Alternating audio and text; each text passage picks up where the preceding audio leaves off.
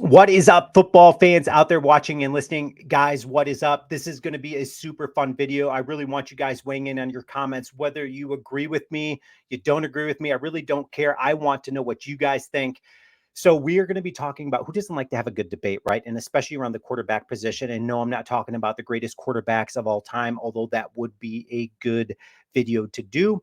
We're just going to be focused in on Green Bay, and I'm not going as far back as Bart Starr. Okay, so and I'm not talking about like, hey, who's better, Brett Favre, Aaron Rodgers, or Jordan Love. We're going to be looking at the numbers. Okay. So let's get into it. But before I do, guys, take a second to subscribe. Okay. So we can all agree behind any good and profitable business, right, is a good business plan, right? Your best ROI, your return on investment is going to be at the quarterback position when we're talking NFL, right? So is Jordan Love the guy for the Green Bay Packers for the here and now and for the future? And the best way to take a look at that is looking at the numbers, right? To benchmark against somebody that's either doing it better than you or has done it better than you. In this case, we're looking at his predecessors, Aaron Rodgers and Brett Favre. Okay, so thanks to ESPN, they have consolidated some numbers and some stats and made it super easy for us to take a look at. So let's take a look at it. Through 8 starts this season, Jordan Love has completed 59.6% of his passes, the lowest rate among all qualified quarterbacks this season. Brett Favre was at 64.8%. Through 8 starts, Aaron Rodgers was at 63.7.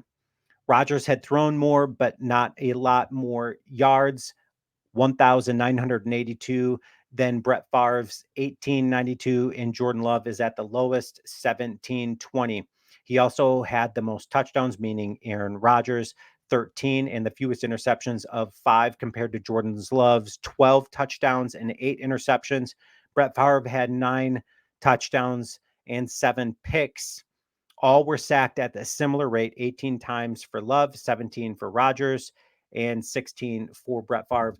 When you look at that, obviously Jordan Love has had the worst as far as like offensive line.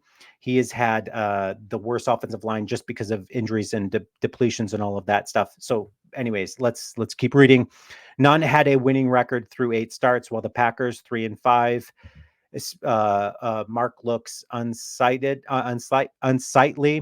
especially considering how much the offense has struggled early in games.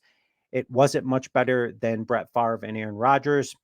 The Packers were 4-4 at this point under both quarterbacks. Packers would win only 2 more games and finish 6-10. Although the defense blew some games for him, Brett Favre finished 9-7. And then this just kind of consolidates the numbers and makes it, just a little bit easier for us to look at. And when you're looking at all of this stuff, one number that we haven't talked about is rushing. Right here, Jordan Love has rushed a total of 29 times for 171 yards, 2 touchdowns. Aaron Rodgers, 32 times, a few more times for 124 yards, 3 touchdowns.